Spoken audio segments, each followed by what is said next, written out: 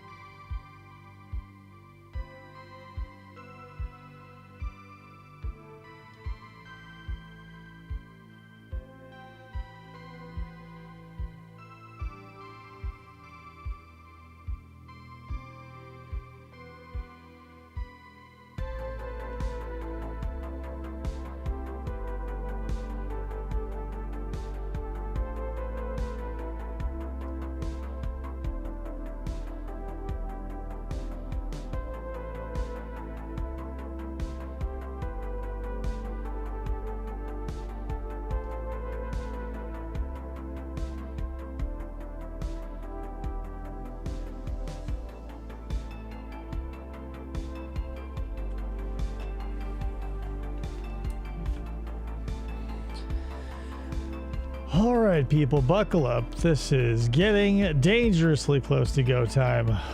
As usual, we are listening to White Bat Audio. Perfect intro music, nostalgic, my favorite. I don't know, this is the 80s though. Typically, I'm a 90s fan, but you know me, guys. Anyway, enough about me. What about you? What's up with you guys? Just kidding, it's the Green Room and I can't hear you. We are about to get started, so please remain seated for the entire duration of the flight, and we'll see you right after this. Dog. Cat. Mouse. Turtle. I can't see me loving nobody but you for all my life. You're listening to FFOP Radio. Reach the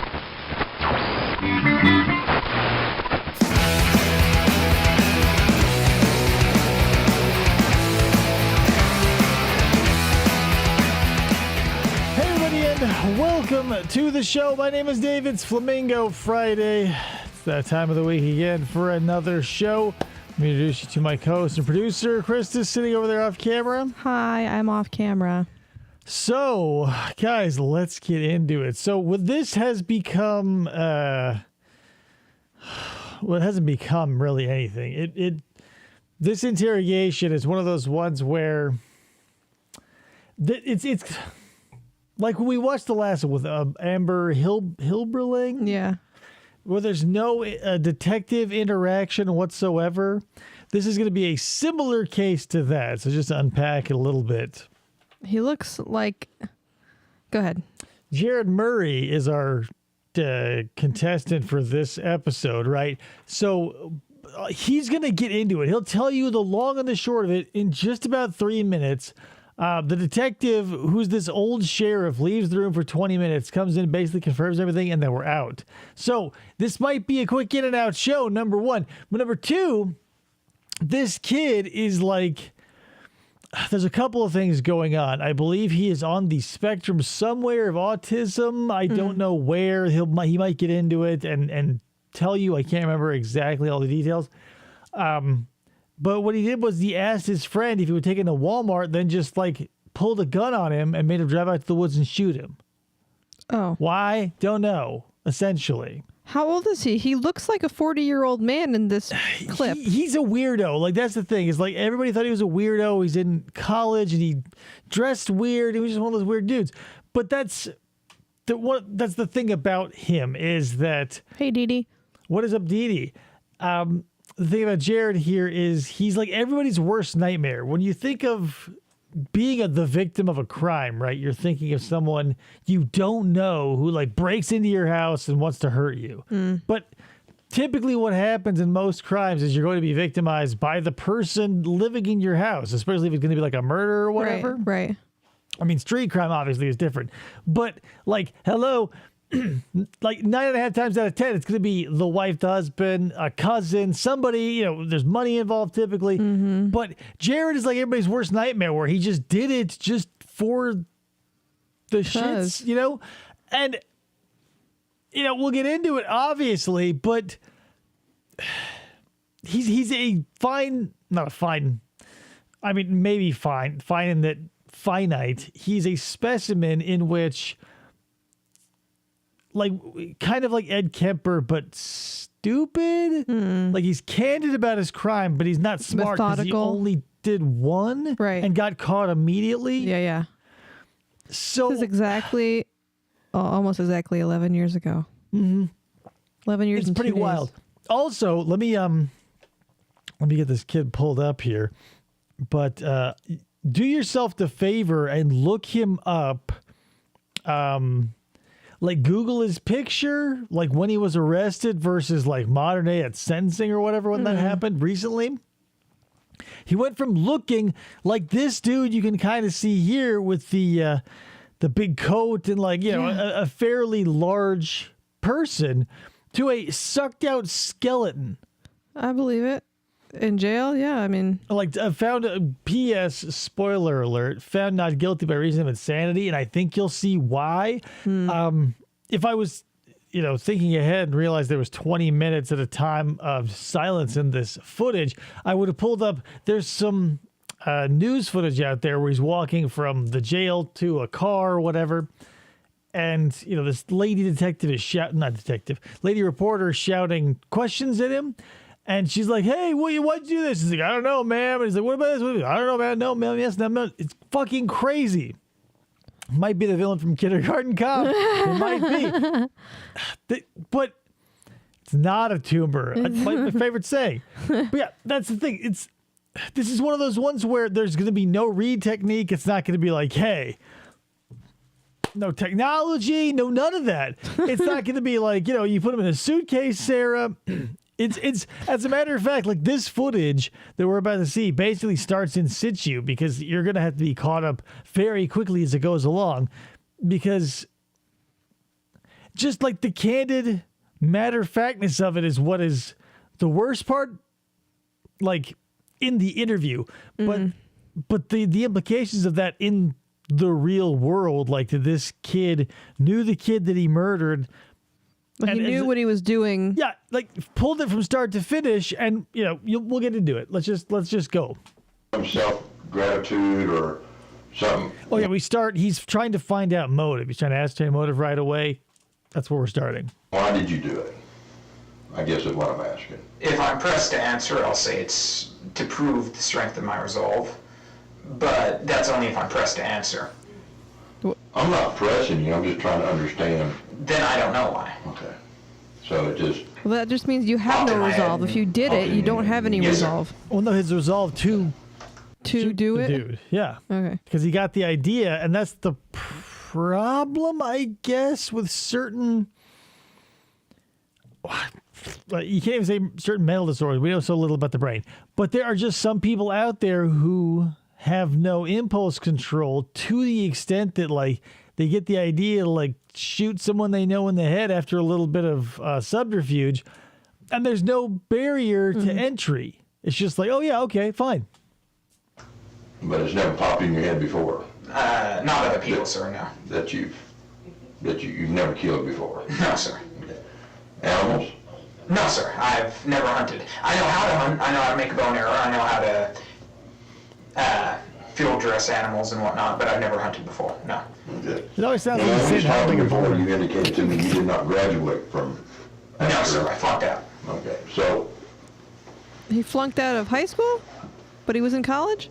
when you Well, say don't listen to me. Like, Oh. I don't know what I'm talking about half the time. But like the kid that he knew, like, I believe he was in college. He was getting a ride from this kid, and I believe they lived together to Walmart. they Oh, flunked okay. out, was that because you just couldn't do it, or you just? I didn't want to do my Didn't want homework. The teachers at the school, as well as all faculty, admitted that I was the smartest person there. They knew I could do the work. I didn't see the point of doing it if they already know, and everyone knows that I can do it. Well, that was my next question because Sure.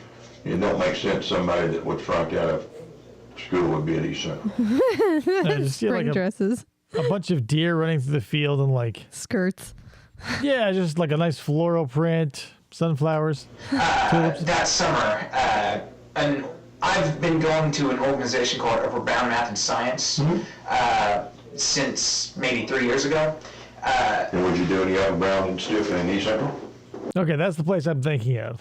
Yes, that's Because they have it in they have both Upward Bound Math and Science. It's obviously what you're Seminole State College also does the same thing. So, Yeah. but I don't think you can get the math and science at Seminole State. That's wait. So as I listen to this, it always bothers me. Like when at a normal speaking voice, the volume's always blown out. I go, who's the AV guy? Like, there's no one. Like, they have to use these recordings in court, presumably, or somebody has to listen to them eventually. Doesn't anyone raise their hand to go like, hey, turn the gain down like 10 decibels? No. I think that's just all It's for this. just Upward Bound. Technology. Okay. So you've been going to East Central Upper Bound. For 3 years, yes, sir. So And what kind of grades are you making in college right now? I believe I filled everything except for choices and wellness, sir. Are you failing everything by choice? Yes, sir. And why is that? Laziness, I would suppose, sir. Okay. Didn't feel like going to Talks classes. like Chris Chan. I mean, That's the thing, is like he's got that sort of rhythmic vocal pattern that you've probably heard in a bunch of personalities, kind of like Chris Chan. But yeah, like, he would, like, Chris Chan would say something like, I'm flunking out by choice. Like, yeah, it's like that's the thing. It's like there's that filter of like candidness that comes off like in the intelligent person after they're caught, like when Ed Kemper, Dahmer, not Dahmer, but Ted Bundy, like when, you know, the smart guys, the genius killers get caught, like they talk after the fact because, you know, they know there's no way out. Then why not revel in the notoriety, whatever that's worth? yeah. It's just he's on the opposite side of that coin where he's just like not there. Yeah. And no one, like, that's the thing, he just doesn't care. Kale said his cadence and body language remind me of several customers from when I worked at the comic book store. He's got that going on too, right? Because like he's got like this is the type of looking dude who you would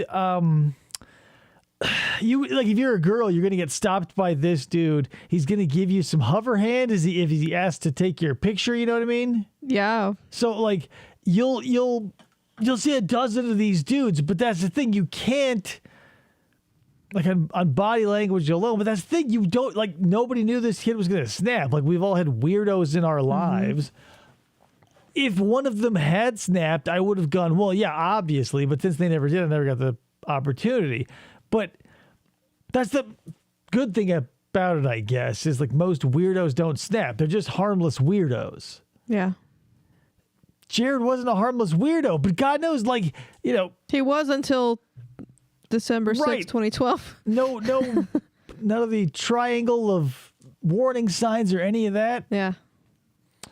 I don't know, man. He's likely to pull a Costanza and feel the material on your dress. Mm-hmm. Yeah. Yeah, I was already up in Maybe. That's the thing. Like, this can present like this, but have many different, like, expressions, like, interpersonally. Like, this dude, you walk around, he could maybe he is the dude who gives you the hover hand, but maybe he is like a Chris Chan and like wants to kiss you on the face or touch your body. So yeah, who knows? They both present like weirdos of the same variety until one does this and your shoulder's down here, or the other one is like sniffing, you know, the back of your underwear. up in the central area to eat a meal. I would go to classes because it's not like I have a problem going to classes. It's from the dorms to the central area. I was too lazy to travel that distance. The sheriff is like, the fuck am I doing here? Not because I couldn't do the work. I was passing most of my classes before then. That's the craziest thing about this too, is like the sheriff here who's just like, he's like one of those old guys who, you know, has had to like chop through an acre of shit before he wakes up in the morning. And he's got to like pull interrogation answers and questions and stuff all the time. So the fact that he's sitting here just being horrified into a coma is like really breathtaking. What was your ambitions or your dreams to be? I had hoped to become a chemist for the Department of Defense. And you were going to do that by failing your classes. Kind of hard to do in Canada. Wouldn't you agree? Yes, sir. Oh, that's the thing. He was trying to sneak into Canada. When they he got him. caught? Yeah. Like he got some money and that's the Nice. thing. Yeah, I think. And I'm going to ask you this, and you can answer if you want. I'm having a hard time. Yes, sir. Do you feel any remorse? Because I failed my I'm classes? sad that I got caught. Like he had to think about it for a second. I don't know. Now that you said Chris Chan, it makes me want to like draw those comparisons now, because this was like, if you've been through lolcows, spoiler alert, look out, here they come. But if you followed any of the Chris Chan sagas, like the Blanca or whatever, and This is him. well, not only that, but like it's that manufactured.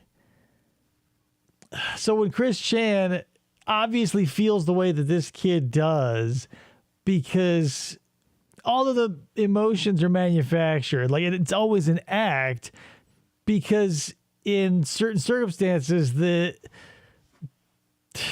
expect, you know, big emotions or whatever. But I don't know if there's anything going on behind the surface. This kid is at least honest about. Because that's the thing. When nailed down, Chris Chan is honest, then we'll go, yeah, and all the waterworks stop, and when the rubber hits the road, you know, whatever. And it's like, it's all an act. But Yeah. I don't know if that's because he was trying to manipulate or whatever. But there's none of that going on here. It's just like, I don't know, yeah, you got me, so I might as well like. So quickly. But that's almost lessened by being caught by someone who has sheriff on their jacket. So, but for killing them, no. Okay, so it makes you feel better that, you know, somebody had sheriff on their jacket that arrested you? Oh, Yes, yeah. sir. Opposed to what? A deputy or someone like that, sir. Someone higher up. What's up, Matt? Yeah, Hey, that's Matt. the thing. What a weird line to draw in the sand, right? Like, doesn't care about the kid he killed, doesn't care about all, like, his life is ruined. He's like, you know what? I'm sad I got caught, but here's the silver lining. You know what? I got tagged by a sheriff and not one of those lowly deputies, or God forbid, like someone from the local posse, or a county cop. Cars aren't midair before they start moving. Well, I'm when not the sure. rubber hits the road, doesn't make sense. May as well say when the prophylactic hits the pavement. Well, here's the thing. You know, they got to come off the line so the rubber doesn't hit the road immediately. Yeah, Let's right? talk about cars. Plus, hey, you worked in an auto shop. You had to lift him up off the ground, get up under their guts, drop back on the road when the rubber hits the road again. It's got to be rolling. I'm the undersheriff. The person driving me up here told me that. But still, it's... Person I killed. So it makes you feel better that you got caught by somebody up in rank than somebody under. Yes, sir. But my question again is, do you have any remorse? No, sir. No. Hello. He already said no. No. Live out here for a minute. Gotta go. Yes, sir. Okay, by a minute, he means 20 minutes. Is he expecting him to like start talking to himself during this 20 minutes or like? No, like that's the thing. They have him dead to rights, essentially. Like he said everything he's going to say of any value right there. Like the detective will just come back in and basically get a longer version of that story. And we'll get to it. I'll obviously scrub through this once I get done talking a little bit. But yeah, that's the wild thing about it. Like, how many times have you been in a situation where like someone you know is like kind of a friend but not, and you're like, I don't know, they ask you for a ride and like you're just worried that they'll start to get weird, like, and this is that exact situation. It's like, Just make sure your doors are unlocked. but that's the thing, like what would you do? We always play like Monday morning quarterback in these situations because you know there's a fair amount of close calls and a fair amount of cases where people get rescued in the nick of time. Like there's if you're familiar with the Sean Great case, like he abducted this woman and pulled her into this house he was squatting in, and she, while he was asleep, like snuck his cell phone away and called the cops, and she didn't know where she was, and like it's a harrowing. I've heard. Oh, the call. I remember this. I think we watched the it. harrowing call, and She's they like break whispering, in, super quiet. Yeah, they break in and like she accidentally activates a taser at one point, and it's Yeah. just, it's insane. So I say this now because I'm not actively doing it, but if somebody were in my car and like was threatening me with a gun or something, I would, in my head right now, I would try and crash the car so that side of the car is affected and I could get out. right, but you're saying that with like no stress. exactly. Like, what you would do is exactly wig out. Like Yeah. you would do but that's the thing. You don't know what you do until it happens because it depends on how you're going to act under stress and all the things that come into that salad. Right. But that's the thing. Like, not everybody is going to be put in that situation. It's not like you'd want to be in that situation. Like, oh, someone come and try to murder me for keeps and see if I can get out of that. But in some cases, like, you want to run that thought experiment, especially when like when it's a layup, right, with the Sarah Boone and George. I mean, either of them could have walked away because they both knew it was both bad. Like either of them could have ended up in that suitcase, but only one did. So let me go ahead and scrub ahead a little bit to when the detective comes back in. They literally let him sit and cook for almost 20 minutes. Kale says, we never know how we'll act until the moment comes when the diaphragm hits the driveway. Yeah, you know, it may split you from wiener to wig. That's another callback for you.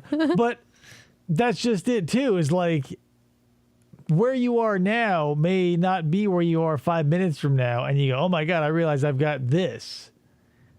Like if you have a kid, or if you realize you have a whatever, you don't know how you're going to react if someone comes at you and tries to murder you, especially if like it's quick and they don't give you like a whole car ride like Jerrod did. Right.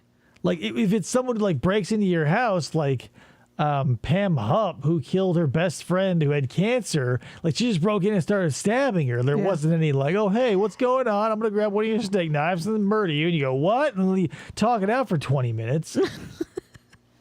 Have a heart to heart beforehand.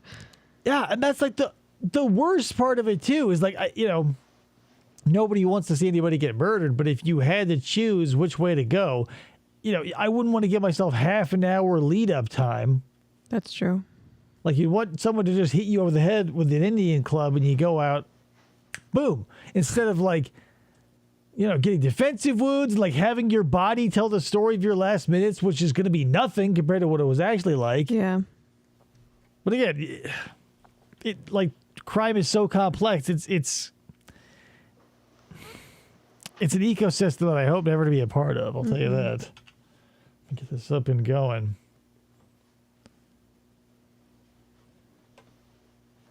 Come on, detective. And they just let him sit there. He just doesn't do jack shit. Yeah, well, There's I can't remember any of the players involved. I just remember the details of the case. But this girl wanted her dad killed, and so she had her boyfriend and his friend do it, and her boyfriend's friend was bipolar, and he's got this 3-hour interrogation where he's like talking to himself and like eating fries and talking to the camera, and then they've got this like round little Alexa looking dot thing on the table that for some reason controls whether or not the audio was captured in that room, and so he starts playing with it. And it's the wildest thing. He's like, yeah, at one point he's like, I'm good, he's making demands, and he's like, I need this person and this person, his 2 cohorts, returned to his care, and yada yada yada, or he's gonna release his bipolar on them.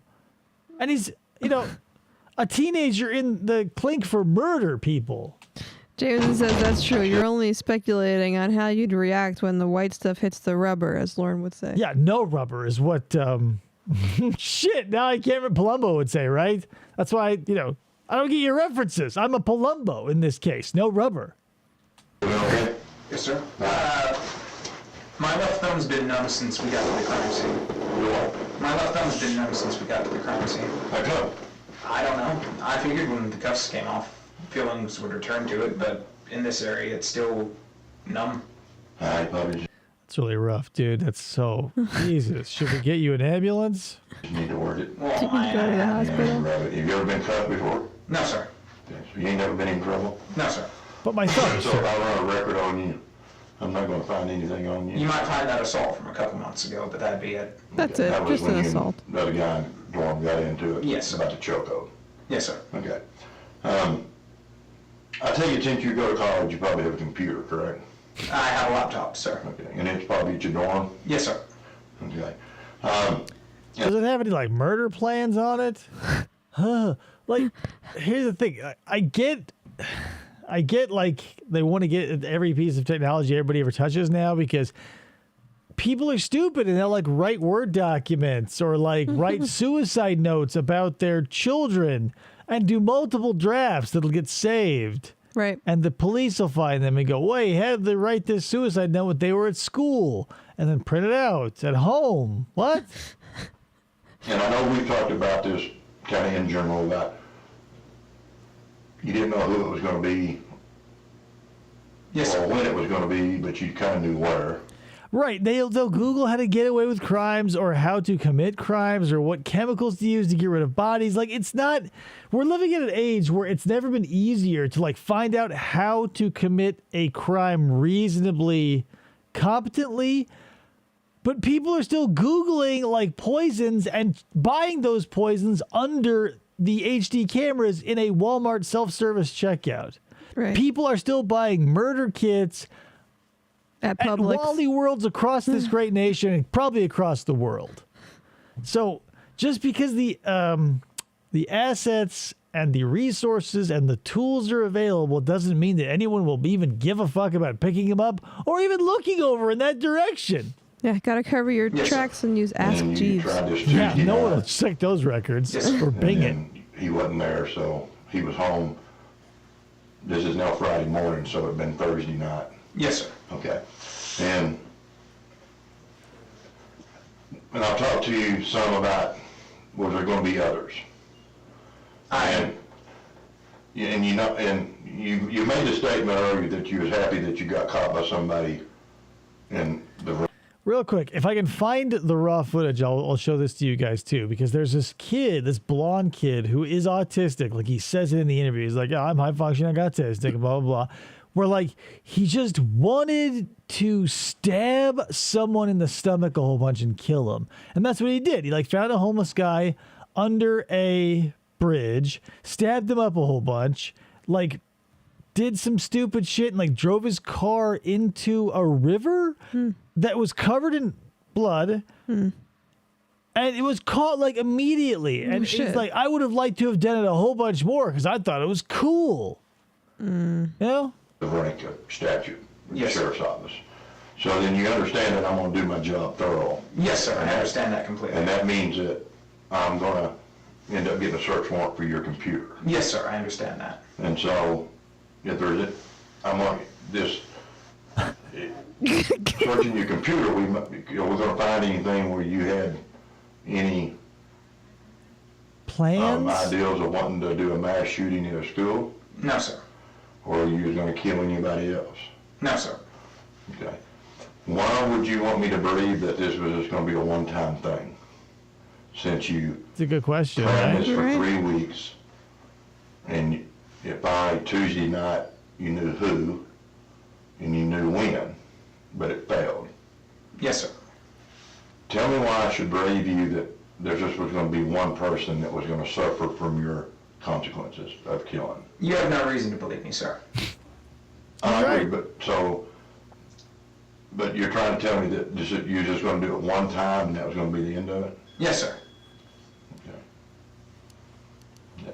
So, That's I believe him. It's so strange because like all of the interrogations I've seen where like they, the suspect is of subpar social or intellectual or whatever metric you want to judge them by, like 9.999 times out of 10, like when pressed and it all boils down to it, it's just like, I just wanted to feel what it was like to kill somebody.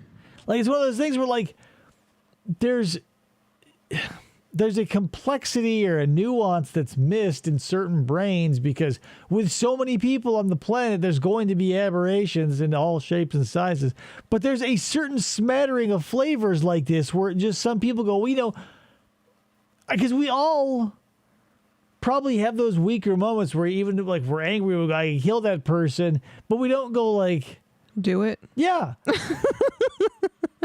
You go, what would it feel like to kill someone? Then you calm down, your rational brain kicks back, and you go, that would be horrifying because it would like destroy my family and their family, and for generations possibly, and you'd be in jail, and it's horrifying, and they'll be dead, yada, yada, yada.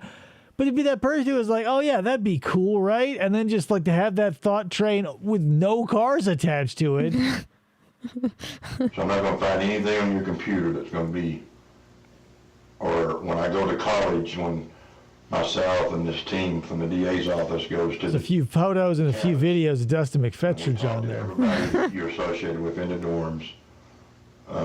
Nobody's going to tell us that, well, he's talked about a school shooting or killing No, other sir. people. I'm not going to find that. No, sir. Okay. Okay. So, That said, I have been asked by people, including at Asher School, if I'm a murderer or ever plan on it, but I've never planned on it since 3 weeks ago, and I've never killed anyone, so the answer's always been no. I've never been sure if it was jokingly or seriously, that said.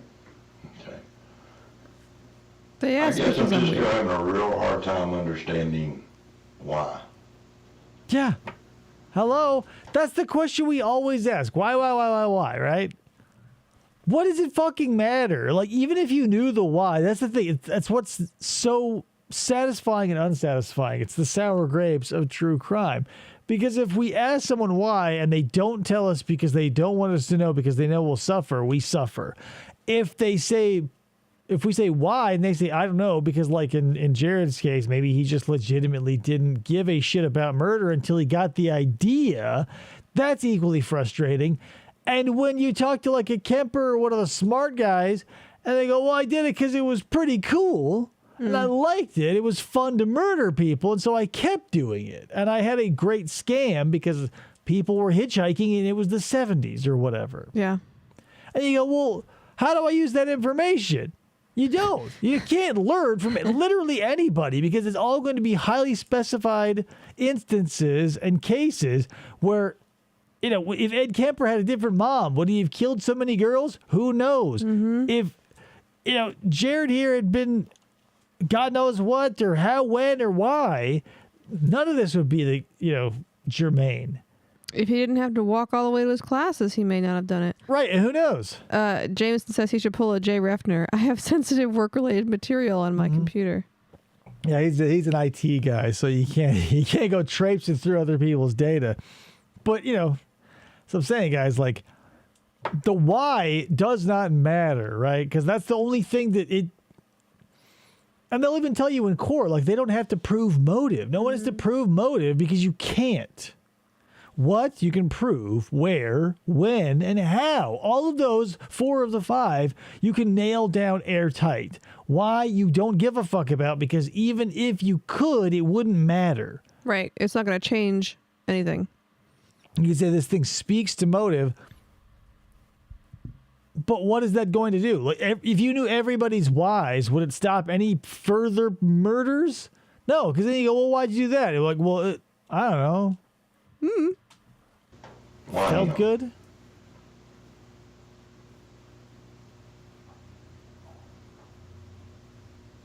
Well, if it was a random person, there's the possibility he could have children or something of that nature. If it was someone else up there, they have a lot more friends, they're a lot more social, so... So, to kind of just by his quota status of not really having many friends or being social, it was a good victim. Easy pickings. His presence would be less noticed, yes. That's the crazy thing about it, too, is like even if you're an idiot, you still, like, being a predator isn't something that you necessarily have to be taught. Because if you're a predator, you're automatically going to pick out the easiest targets because you don't want to take damage. And that's why, you go for people with no ties or who are weak or weak-willed or whatever. And so, like, at least with the other kid, I shouldn't say at least, but with the other kid, like, at least went the step further of, like, knowing what disposable part of society was that most people overlook. Yeah. He did that one circle of logic widening where you go, okay, I'm not going to kill someone I know personally who I find expendable. I'll find someone who society as a whole finds expendable. Yeah. Not just like the shittiest dude in your friend group, and then like everybody shows up at the lunch table on Monday and there's like 8 where there used to be 9. Like, they're just going to go, oh, well, 8 it is. Hello. If his method was to drive out to the woods to commit a crime, then he didn't have a motive. He had an automotive. Yeah, that's when the rubber hits the road. What is that, Maxwell English? Hello, Maxwell. Okay. Be back another 20. That said, he did have a girlfriend and some friends. You don't think your girlfriend would have missed him? I wasn't aware of his girlfriend until tonight, sir. Oh, so he told you before you Bad recon. Yep. killed him? No, the entire way down there, I had him hand me the phone at Walmart. The entire way down there, she was texting him, so I was texting what he told me to text back. Okay, so there was a conversation between his Let's sit back girlfriend down again for a minute. and actually you, but you was texting what he... Word for word, yes. Okay. Okay. And that's like even every layer and every sentence seems to add another slathering of shitty icing on this crappy cake. Because, like, he's doing things that, like, a supervillain would do to, like, their worst enemy, like, to make them suffer. Like, if I wanted to get at the person I hated the most and I was a sick, twisted fuck, I would do exactly what Jerrod did. I would ask them to drive me to Walmart for $20, put a gun to their head, and tell them I'm going to kill them for the 40 minutes out there while I text their significant other the things they tell me to text, all the while knowing I'm going to kill them. Mm-hmm. Like, that is... abominable. That's the type of shit that would be in like a grindhouse movie that they would have rated X in the 70s, and he's doing it simply because like it's a means to an end. It's not even like,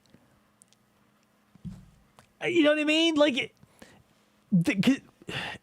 it's all action. It's just intent. He's doing it because it's a convenience to be like, oh, hey, yeah, it's me. It's like, because it'll keep the police away longer. Right. But flip that coin on his head, and he's fucking mentally torturing this guy like Blofeld in James Bond style, like level of supervillainy, like torture mentally. But he's just like, meh.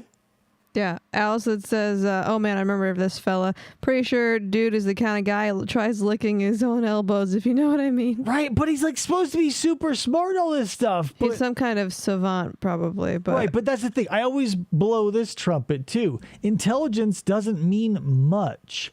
Because being a smart person doesn't mean you're a competent person, doesn't mean you're a socially look apt at The Good person. Doctor. Don't look at The Good Doctor. That show sucks. Hey, but he's super smart, but his social skills are below par.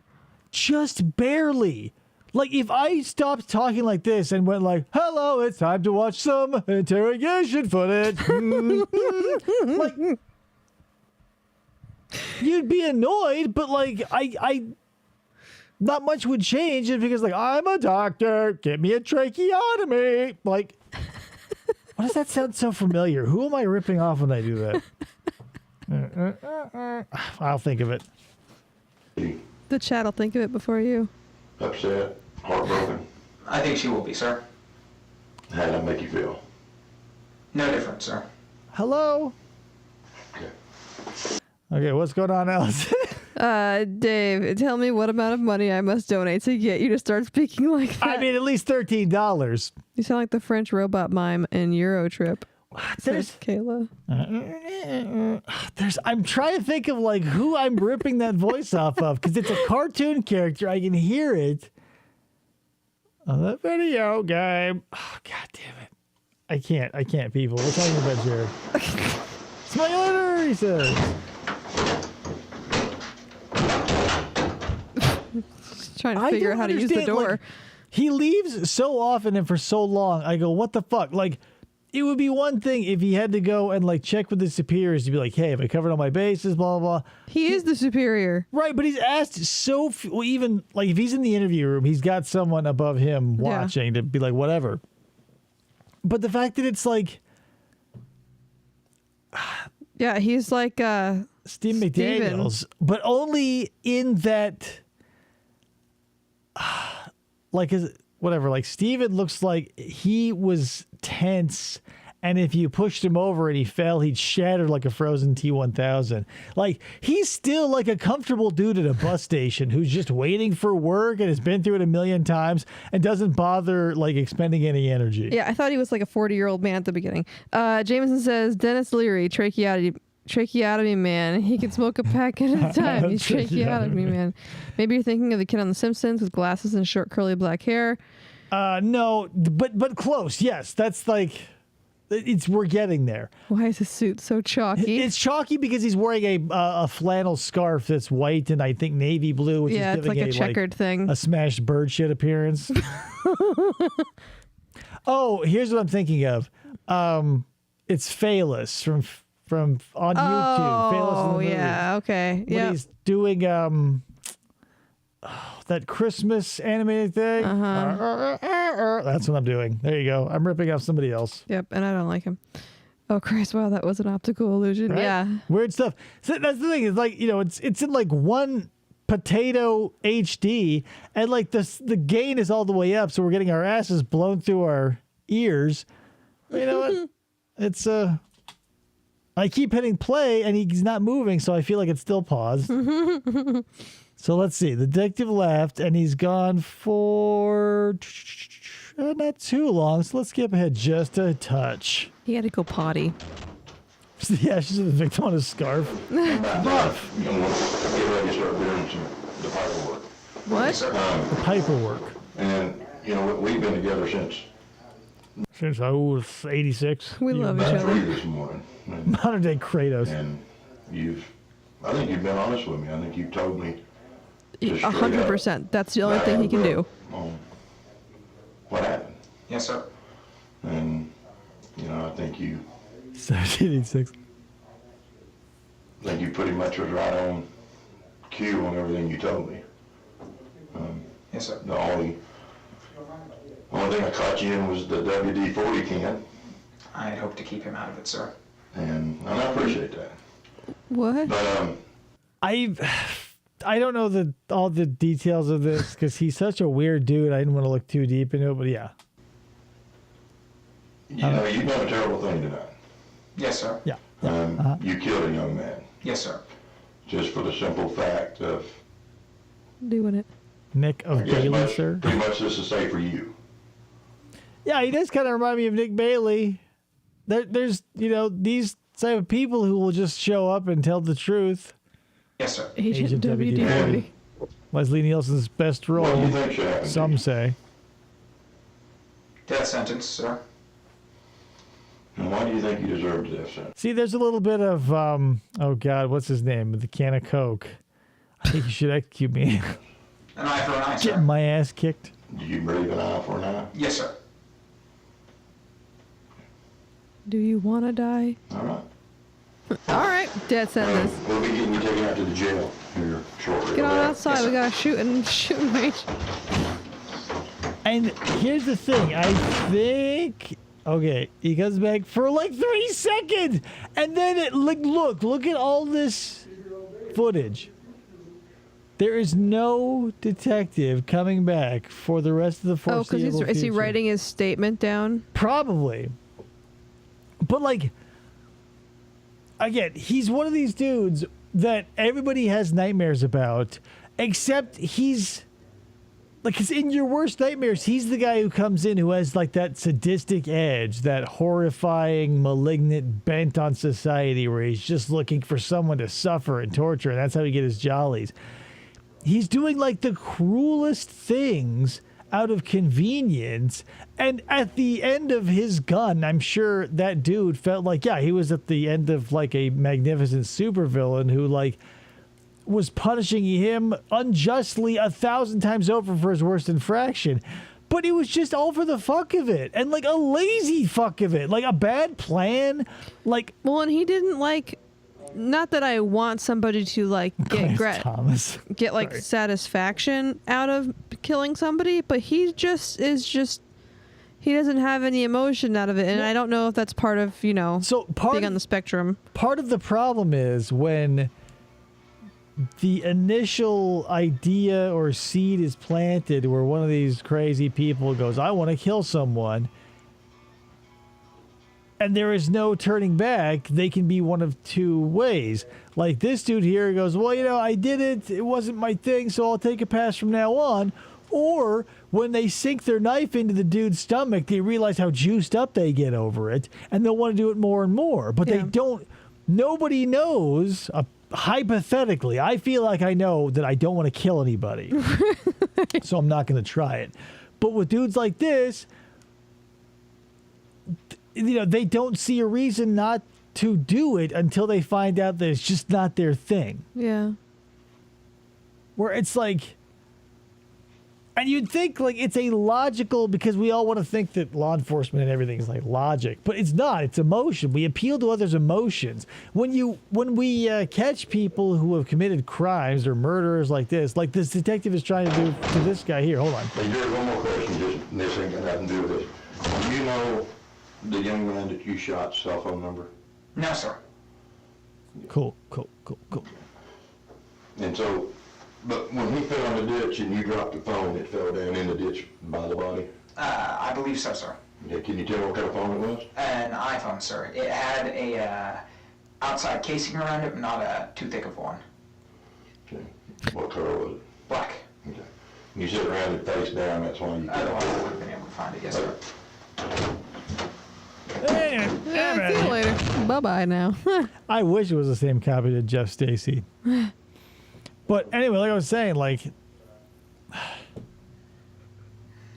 that's the thing. There's going to be aberrations like that where like, someone's just going to get it up in their head that they want to try and take someone out, and they don't have the emotional connection. I think that's the problem, is like we all lean so heavy on intelligence, because the first thing where if someone's going to come to somebody else's defense who's just like a shitty or absent-minded or just lackadaisical person, 9 times out of 10, if they're smart, the person who's defending them, they're so smart.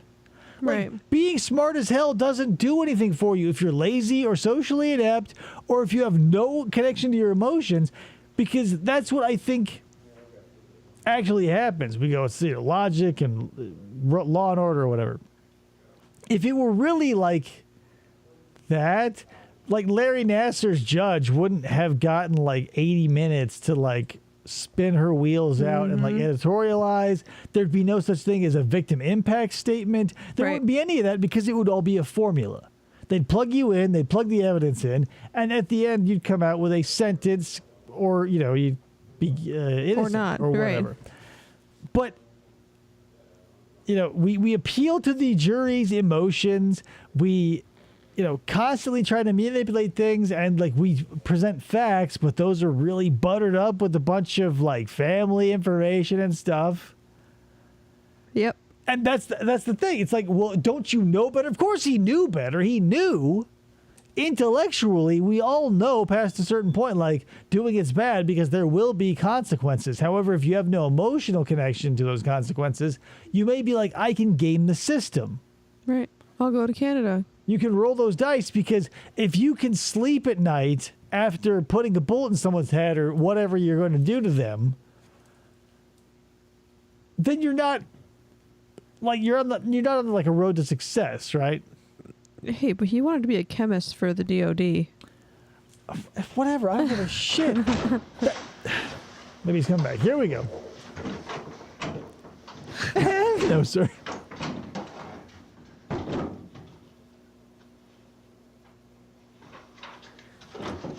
What was that? Who am I thinking of? There's like an interrogation. Maybe it's TCAT, maybe it's not. But like I can just hear a female detective with a southern accent being like, "You didn't put your penis on her. You didn't put your penis in her mouth." It's the Gypsy Rose interrogation. So Gypsy Rose, if you're familiar with that one, and if you're not, I'll fill you in really quick. Gypsy Rose's mom had like Munchausen by proxy, and so classic SVU style episode, Gypsy Rose was afflicted with muscular dystrophy and had all these Make-A-Wish Foundation stuff. In actuality, not a problem whatsoever. Not a single problem. Had all her teeth pulled. Her life was miserable for the first 16 or 18 years of her life. So she got a boyfriend who was also on the spectrum that she convinced to stab her mom up. Nice. And so in his interrogation, he's completely candid. Like she's still like, she's smart. She knows what went on and she's like trying to game the system a little bit. He's like Jerrod here, guile. He's guileless. So he goes, we killed her, and it's like, I was stabbing her, she was making a lot of noise, Gypsy in the morning. And like for some reason, his detective was like, "Did you have sex with Gypsy's mom?" And he's like, "No." And he's like, "You never put your penis on her?" And he's like, "No." She's like, "You never put your penis in her mouth?" He goes, "No." "Never put your penis anywhere on her, in her, no, on her vagina, in her anus, in her mouth?" And no. He goes, "No." I go, why are we making circles here? This kid has not lied at all throughout the first hour of this interaction. And this is the time you're going to want to say penis 40 times in a row. Look, she asks it every time to everybody that's a man. And she got, because she wants one day for them to say yes. The penis on her. talking about his penis. Like he's busy talking about like the chicken salad sandwich he had. And she's like, let's talk about that penis of yours. Jesus. That's... Yeah, the story, like... making her act slow? Yeah, she had to act slow, and, like, it's so sad. It was just, like, a really rough... But that's how, like, you dig your own grave. If you keep your... Because that's the thing. Like, Gypsy was actually in her 20s, and, like, her mom kept moving her records back, and she did the whole thing where, like, "Mom, my birth certificate was lost in Hurricane Katrina," and all this other stuff. Just a really shitty toxic manipulator of the system.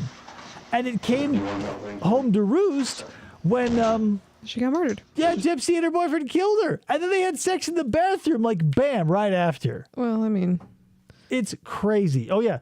There was a cancer thing with it. She made Gypsy shave her head. And it was a really totally like that is an SVU episode. It is an SVU episode. Like we watched it. It happened. There was a murder. The girl at the had end. cancer and like cerebral palsy or some other crap, and nope. Mm-hmm.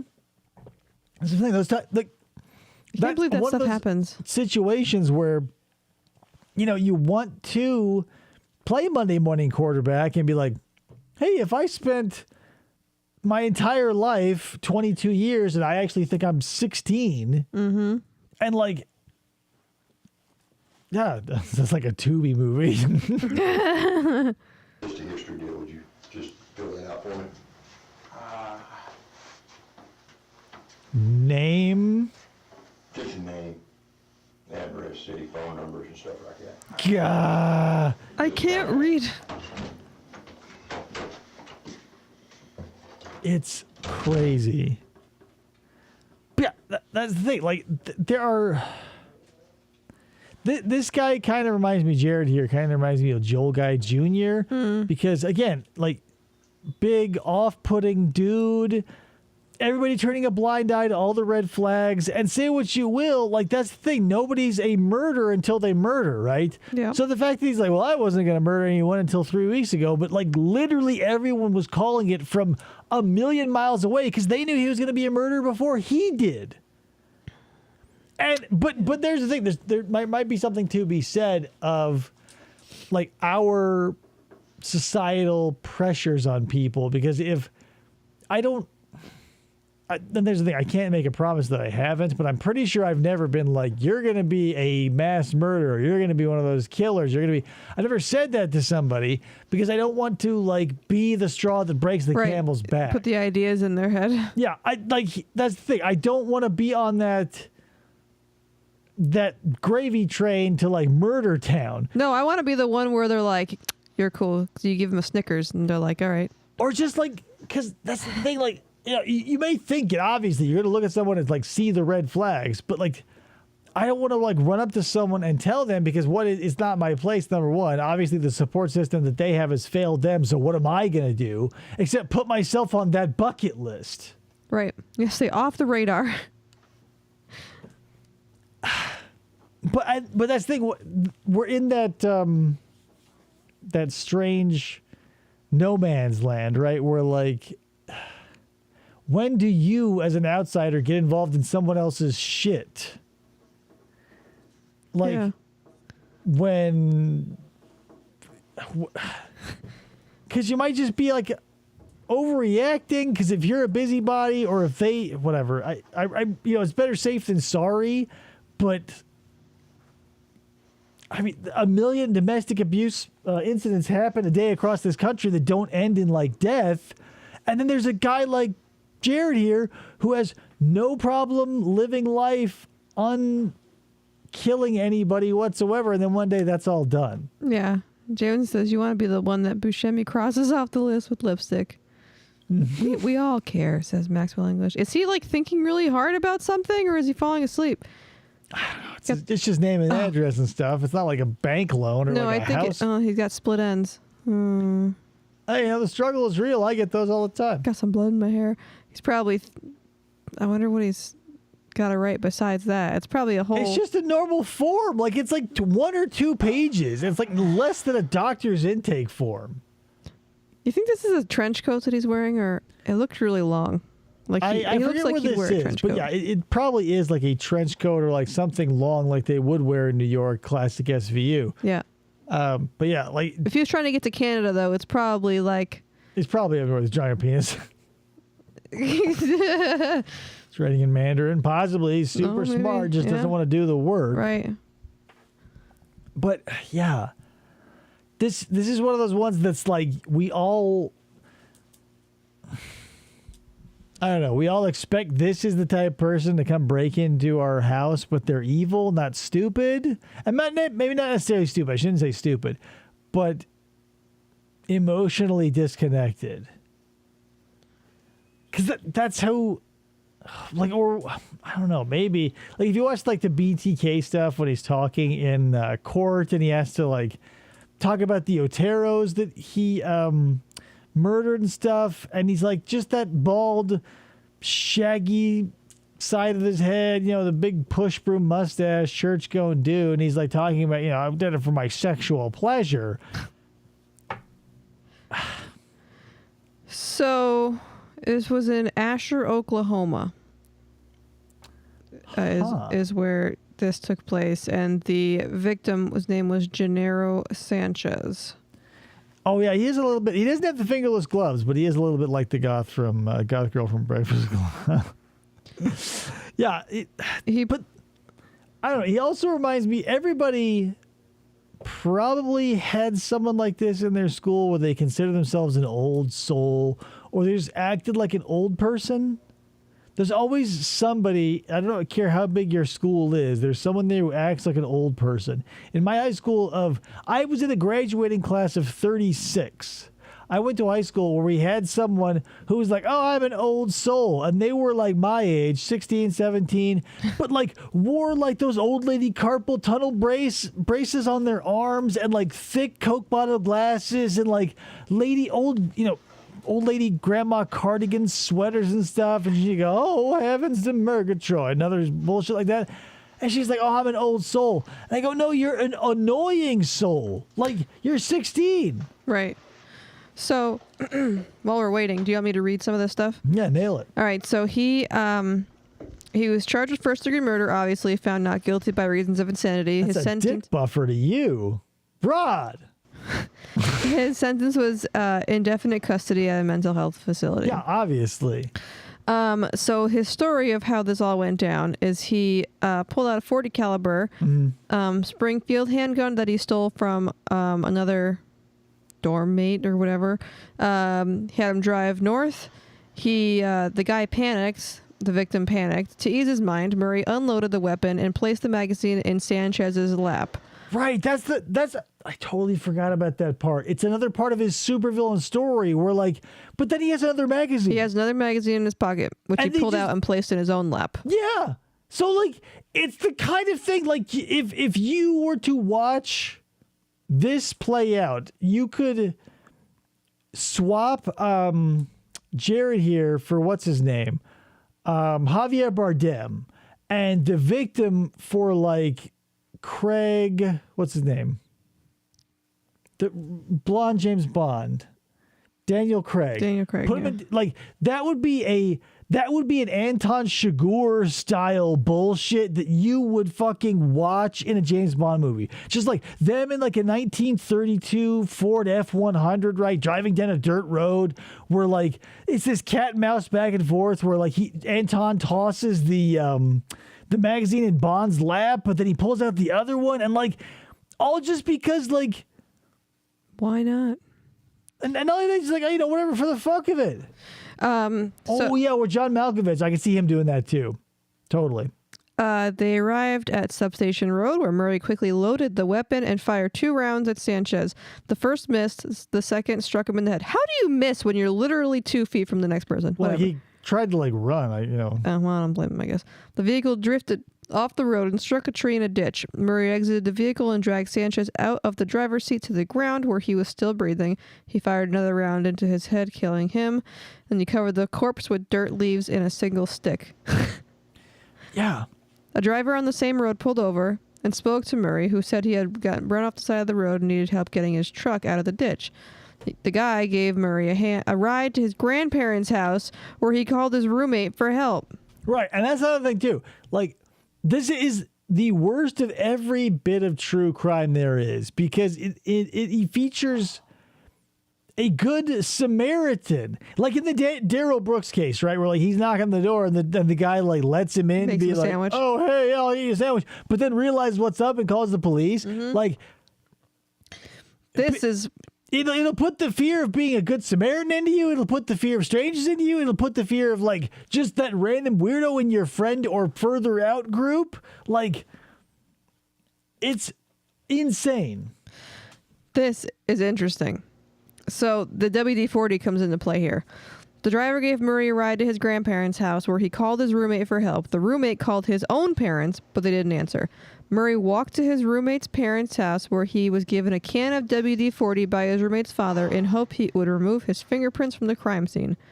He was given a ride by his roommate's father back to the abandoned house near the crime scene with the WD-40, where he then walked toward the victim's truck, cutting through a wood... blah, blah, blah.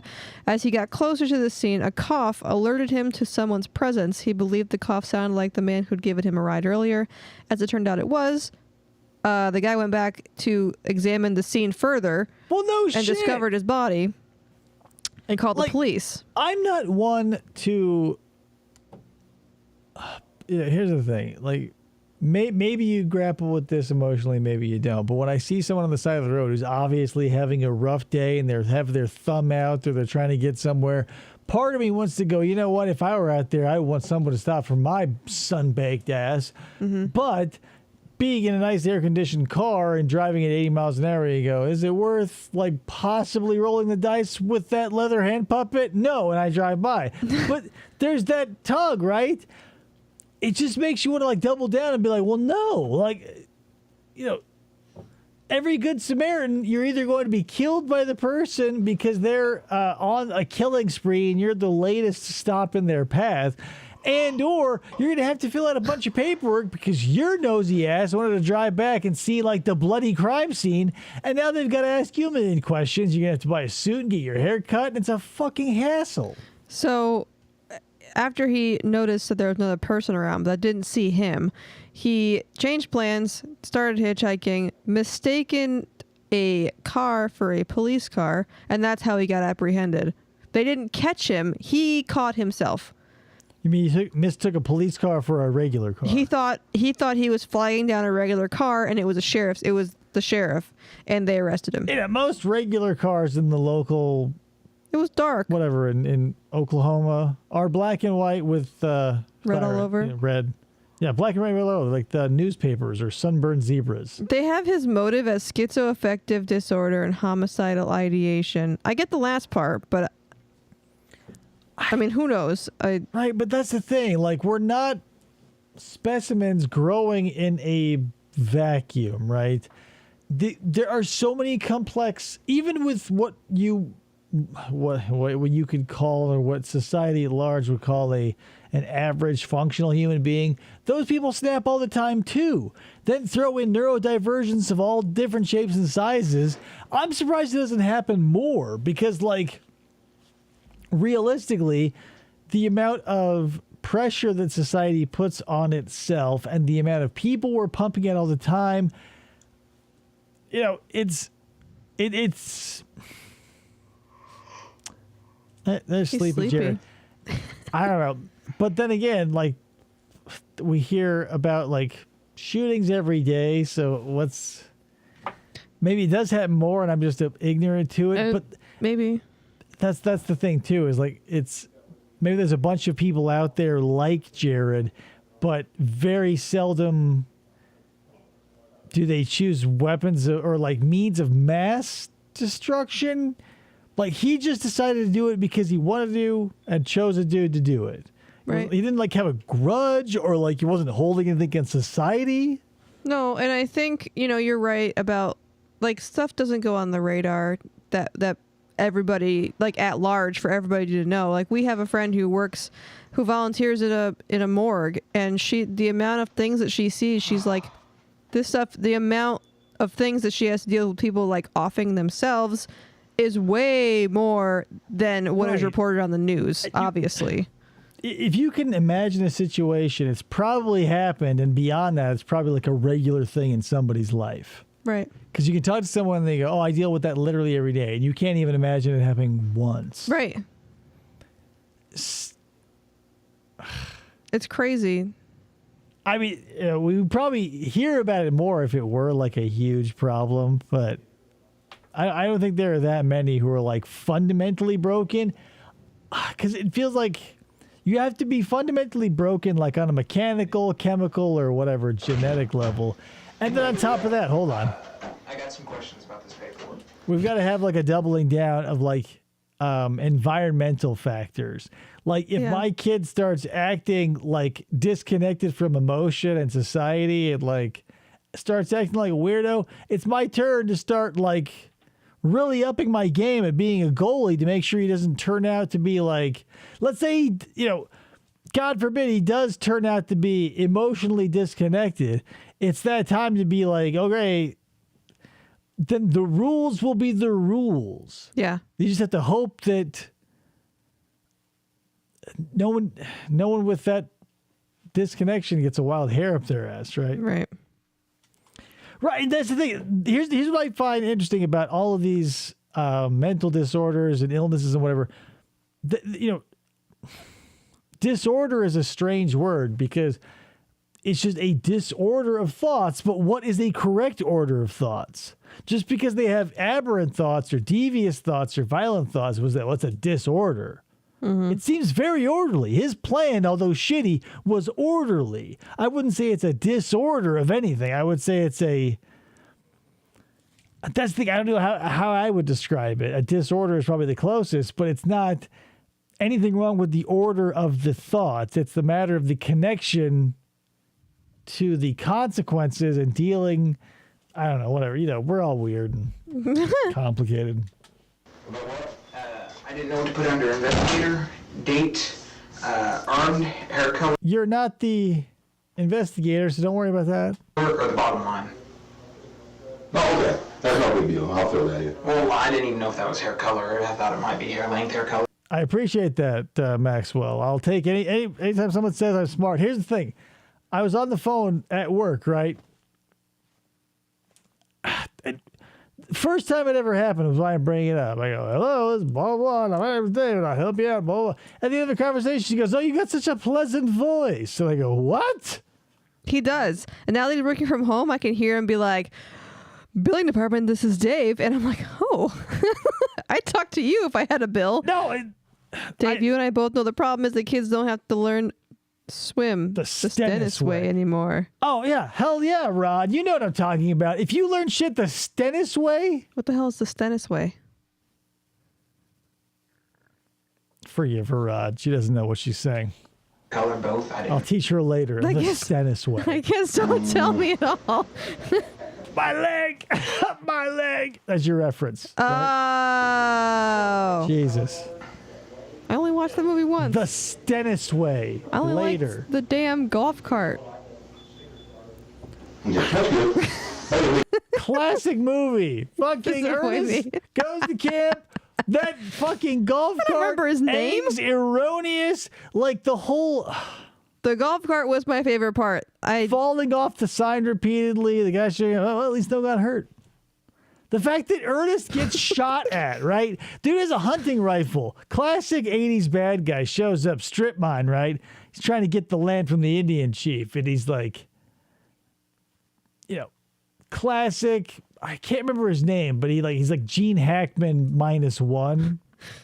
No, I was also How do partially you- checked out because our kid was still awake, so Stennis. it was Counselor it was a Stennis. rough time watching a movie that I didn't have any other reference to. Hey, life's a ditch, guys. Can you dig it? Right, paper, rock, scissors. Yeah, if you're, I forget all the things, but if you're pure of heart or something, the stone doesn't break you, the arrow doesn't pierce you, and the blade will not cut you. I mean, we've all been there, right? Strip miners. They were all over the place. Oh, was it? Yeah, he was a classic bad guy, but great stuff. Animal House. Anyway, guys, that's all I got for you. So that's Jerrod. I look him up pre and post, like, what you call it? The end of the Arrest? trial. No, like, when he's arrested, he looks like this. He's a firm, fat dude. yeah, where, the like, later, sentencing. he looks like a walking skeleton. He seems like he would be the type to be too lazy to walk from his jail cell to the cafeteria to eat. Yeah, I don't know. It's wild. It's one of those ones where, like, there is no interrogation tactic. There's no rapport building. There's no nothing. We just have a foolish person who, got to slide. All the red flags were ignored by friends and family until that day. But Yep. that's just how it shakes out. Yeah, it is super sad. Like, it sucks because, again, but here's what I'm going to ask you. Like, let's say you've got a person like Jerrod in your life, right? Where, like, they're a walking time bomb and they're a red flag factory. What do you, as their friend or cousin or brother or relative, do, right? Because we've talked about this before, the idea of the legal concept of perpetual nuisance, who doesn't do anything enough to get them thrown in jail. The cops may come out and they may get thrown in the clink for a night, but nothing will They're on the keep radar, them. but not for anything. And it won't be until someone loses life or limb that something can be done, because we have no bullshit nuisance laws. It's not like when you raise your kid, you go, it's wearing thin, and you haven't made any major infractions against the household rules. However, this is bullshit, and you've got to go to your room now. We don't have a legal concept of like, this is bullshit, now stop. Oh, and even if, family or whatever, or like if they realize that there's a red flag and they want to put him... Right, because what do? You need someone of authority. You can't be like, well, we as a family decided he was crazy. We locked him in the attic and now he speaks like a French ghost. Right. So, but like, he's over 18. He was like 29 or something like that, or 24 or whatever. But mental health facilities are like, you can sign yourself out. Right. There are so many safety nets that society puts in place, right? Like public schools and all these other, government institutions and public institutions and social institutions are there to catch weirdos, right? And hospital holds don't 72 last hours. forever, right? Like, yeah, if they're over a certain age, it's a 72-hour watch. And if they can pull it together for long enough, they'll be out in no time or even less. But that's the thing. So, we have that thing where it's like that mindset where we say, see something, say something. Let's prevent crime. Let's learn from these criminals so we can start preventing more crime. But what are the steps and or tools in place to prevent crime? Like, let's say someone who knew Jerrod here was like, he's dangerous. I'm going to tell someone. Where would they go? And even if they had evidence that he was dangerous and there was a place for them to go, how could they walk into his dorm room and be like, do you have dangerous thoughts? Because lies are undetectable, essentially. Because again, he wouldn't have thought he was lying. If they came in, 14 and 3 weeks and a day before he decided to kill someone, they're like, hey, you were going to be a murderer? He'd be like, no, of course not. And they go, whoo. Right. Right, or a society that doesn't wholesale accept antisocial disorder, but that's the problem. They don't catch them anymore. Right, and that's the thing. We went from... Behavior, yeah. Well, here's the thing, right, which is better. Because there was a time when if you were just a weirdo of the family, you were locked in an institution and no one ever spoke of you again. You died behind closed doors. That went all the way up until the 70s. Like Geraldo Rivera was like looking into that that institution like outside of Jersey somewhere that like Cropsey is like the legend of is based around or whatever. Or yeah, you'd get thrown in the attic like an old Lovecraft protagonist or whatever. Well, and I've talked about this documentary, this story before, and she didn't kill anybody, but this woman got kicked out of a mental institution. I can't remember if they just didn't have her meds, if she wouldn't take her meds for schizophrenia, whatever it was. They kicked her out. They didn't tell family. They didn't tell next of kin. They didn't let anybody know they kicked her out to the streets. It's all called Only God Knows Where I Am. I think it's on Netflix. She lived in an abandoned house in a neighborhood full of people that no one knew she was there. Right, but that's until she died. Like, how do you reconcile the fact that like you think that you know better than a person, so they need to have their lives catered to how you think they should be? Mental illness or notwithstanding, it's a slippery slope to be like, well, you're less than competent according to the standard, DSM. which is set by who or whatever. Right. That's what I'm saying. Like, there's no easy way around this. We just have to. I mean, whatever. Crime prevention is an ethereal concept that may not exist. All we can do is wait for something to cross a big enough boundary where we can stop it. Yeah. If it doesn't cross enough lines, they're going to get slack cut. Not to bring up lolcows again, but like when Cyrax got his assault charge caught, it's I don't know. we don't have an idea about what we are doing because everybody is spread across the U.S. and no one wants to, like, all the municipalities want to do everything their own way because that's where we are. Like the South wants to do it this way, or if you're from Texas or you're from up north, or that's how we do things in Seattle, or I don't care where you're from. They go, we do it this way. Yeah. So there is no like formula. It's not math. It's crazy. I left for a couple minutes there. Is this an awkward time to bring up the movie Cars? It's what never. aspect of the movie Cars do you want to bring up? Because there's so much we get into. Because let's think about it. Like, there's no better way to, like, let's say you're in the mob, right? You're in the universe of Disney Pixar's Cars, right? And this was a very real moment that came to me in Cars 3 when Lightning is going to train for, that last big race for Mr. Sterling. And he's like, I'll win, or I'll do all your shitty promotions and all that stuff. He's talking to Cruz and he's doing all the meditation and stuff. She pulls his wheels off and puts his ass up on blocks. And like, what a frightening, imagine someone removing your arms and legs and putting you in a room being like, hey, just relax. Yeah, just relax. You've lost your entire ability to move. And that's the thing. You need to see the movie Cars 1 Horrifying. and 3. You don't need to see 2. And you have to watch Cars on the Road. How have you never seen the movie Cars? It's there, I mean, sure. Maybe whatever. There's a possibility out there. They're good. 2 sucks. Don't watch 2. I don't know if they're good. I mean, Lightning McQueen is like, in any other light, like through one view through this prism alone is Lightning McQueen the hero.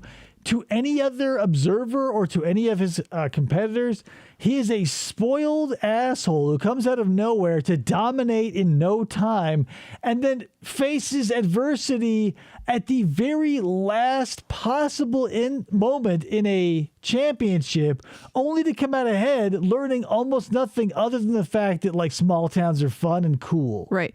So here's the thing, Allison.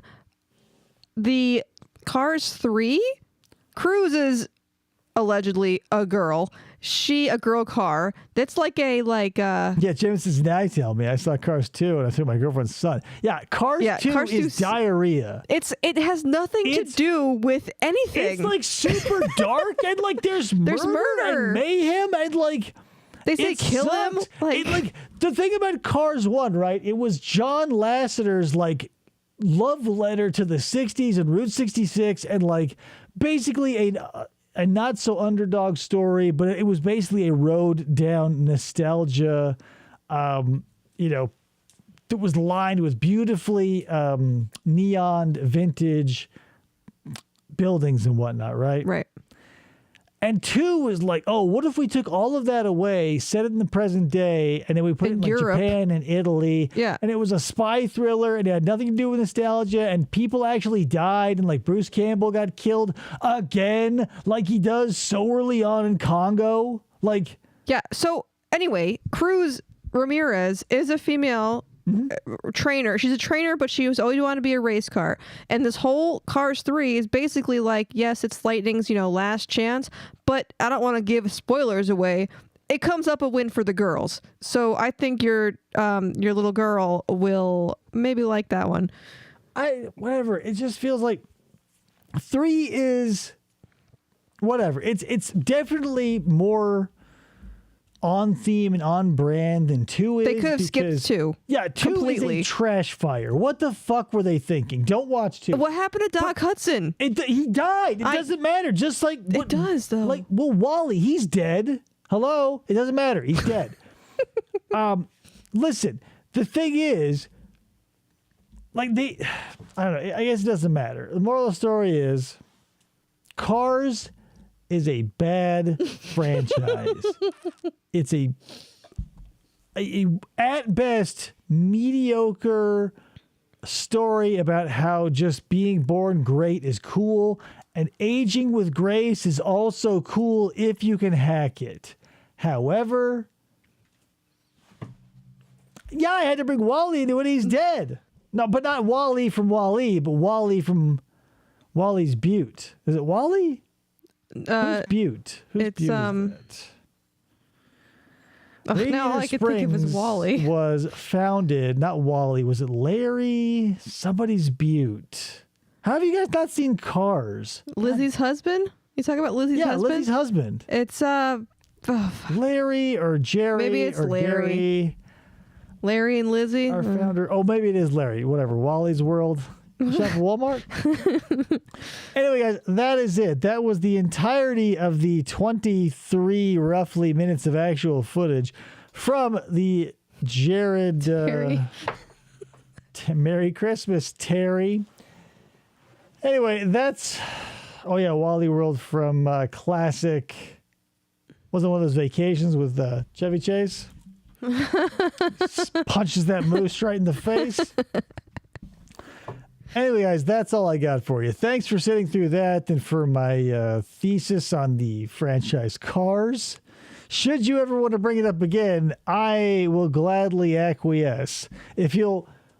Now, here's the thing. You can't really see because it's a little blurry, but all these little dinosaur cars, those are from Cars on the Road. They're the Carosauruses. Again, it filled in a lot of the blanks left by Cars, the franchise, the movie. However... it raised additional questions that I think we've got to discuss someday. Watch out for the speed demon. Are there... I mean, we see dead cars, right? In the haunted house episode, we see dead cars. So we know this lends credence to my theory that we have a biomechanical slug-type creature living in the car, right? Because when they go to the haunted house, they see all the car bodies of the rotting corpses in the thing, and they just look like old cars without the windshield broken out. Yeah. So I think we've got a biological component that can last in the car as long as its integrity is intact. So the seals in the engine, that's why losing your wheels would be so, like... detrimental? Not only detrimental, but, like, horror. Like, that would be every car's worst fear, to be put up by somebody on a table and have no wheels. Yeah, we're still talking about the movie. We have a monster truck show here in January. I'm thinking of going. Is it Monster Jam? If it's Monster Jam, you have to go and videotape it and send it to us. Yeah, it's good stuff. I've got a... We've seen them. I don't know where I put my El Toro Loco mask, but it's around here somewhere. There's people. I'm an El Toro Loco fan. That are and Megalodon and Megalodon more so. But how do you find? Here's the thing, guys. Not to interrupt you really quick, but you can find a million El Toro Locos, right? And they've got a zillion different types. Right behind me, you've got a long list of the mystery mutters and the blacks. Whatever. Moral of the story is, Megalodon's like the shit heel of Monster Jam. Hardly ever out on the field.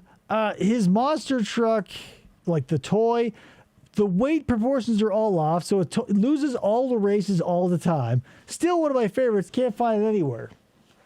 There are people that go all over the world and follow Monster Jam, and there was a guy that we've watched on YouTube because our son likes to watch them sometimes. Avenger. He went to Australia and he lives in, like, I don't know, Texas, something like that. But, like, he flies there, whatever. And if it's not Monster Jam, what is it? Oh, but you're in Australia, so Monster Jam. Hot Wheels. Yes, the Hot Wheels. I didn't know Cars Canon was so controversial. It's only controversial to us. Or to David. It's got to be controversial to everyone. Like, you cannot watch Cars 1 and 3, leaving 2 on the cutting room floor once again, and not have, like, questions. Well, because David and I have argued before about Cars having kids, because after watching Cars on the Road, there are children at a museum for the dinosaurs. Needed. That's the thing. I think they're just tiny Japanese tourists. Because, like... That's how you cannot. What happens is it must be some sort of, like, alien factory where, like, every year the models change. Like, it's the automotive industry as we know it, essentially, where the models change year after year and refinements in technology or whatever. Well, who's building them? Little Guidos? The caveat is these white blobby slug creatures, and maybe they're not even slugs. I might be giving them too much credit. Maybe they're just like a sentient, like, jet puff marshmallow foam. We need Fox Mulder. So the car has to be made in, like, a vacuum. They squirt the foam that's going to be the car into the car and seal it hermetically. Right? If cars don't have kids, explain the El Camino. I don't understand what the question is. I mean, don't get me wrong. I love the El Camino. When I was a teenager, I was looking for a sweet, like a cherry 79. It didn't happen. But that's what I got for you guys. That's We need it. a rant stream. Hey, now that we're ending this one, if anybody is interested in alcohol or drinking or home brewing, we're creating another channel. I think it's in the description of this show or this channel. Krista decided we should do some of our home brewing experiments with you guys. So we're going to be putting up edited videos, not necessarily live stuff like this, but edited stuff where we do our home brews. Because that's what I was enjoying tonight was a bit of raspberry mead. So if you're interested in that, check it out. But Hey, Nuba, where's your El Camino? I'm sorry, I don't get that reference. There are so many things in pop culture that I've got locked. Can't. FFOP Radio. That's me. Yes, that's her. me. It's called Meeting of the Minds. Is our second channel. So we do mead, and just a little maybe in a moose bouche or a taster platter. We've been doing it for about a year now, and probably have produced over 150 gallons at this point. Which is crazy. Of various stuff, but whatever. We'll get into it later if you want to get into it. Again, thank you for this soliloquy on Cars. We'll be talking about Cars more next week, and why Mater, I think, is a more believable hillbilly character than Larry the Cable Guy. But again, we'll touch upon that another time. Allison, your homework this next week is to watch Cars 1 and 3. You don't At have least to watch one. them both in 1 week. Watch Cars 1. You'll get the idea. It's not a complicated story. You'll get the characters in a cinch. I mean, you guys know what I'm talking about. Hollywood Nights reference. The cook from Ernest. Hollywood Nights. I wasn't that's the thing. I'm not into. I don't know much about the expanded Ernest universe. I know that the old security guard Bob was like friends with Don Cherry or something. Like the only movies he was in was the Ernest movies. Oh. Like he started acting at like 80 something, And and that was was it. only Bobby in the Ernest movies. But we'll talk about Ernest again. Second in my heart, only to the Cars franchise. Ernest Saves Christmas, Ernest Scared Stupid, and Ernest Scared Stupid. That should be a Criterion Collection level DVD. He still hasn't shown me any other Ernest movie except for the one. I only had them on VHS.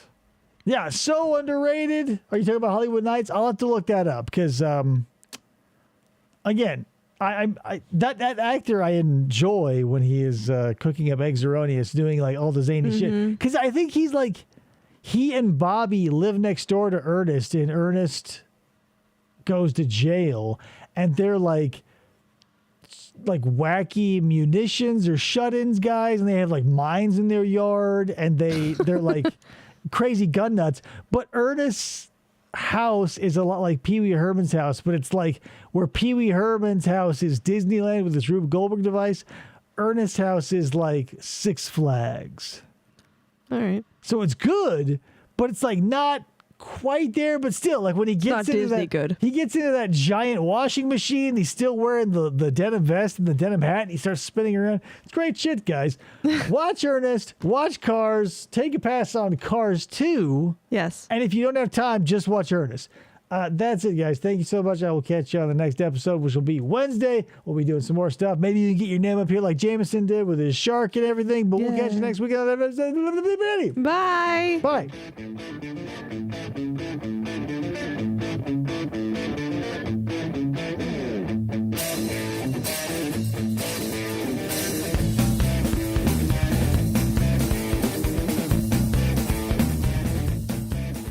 For the try to